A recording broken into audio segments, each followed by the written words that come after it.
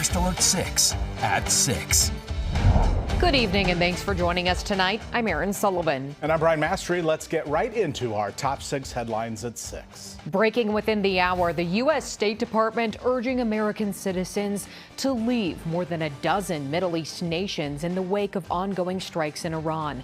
Iranian missiles and drones have hit several neighboring countries hosting U.S. bases. Breaking tonight, Charles Herbster will not run for governor. He came in second in the 2022 Republican primary, 4 percentage points behind Jim Pillen.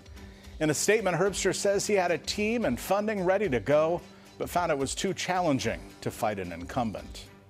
2 gaping holes in Omaha streets now both have a timeline for repairs. Omaha Public Works expects repairs on the sinkhole near Exarban on Pacific Street to finish up by this Thursday. And repairs on a different sinkhole downtown are still slow going, expected to take another 4 to 6 weeks. We're learning more about the 2 individuals killed in Austin, Texas. A 19 and a 21-year-old were in that mass shooting.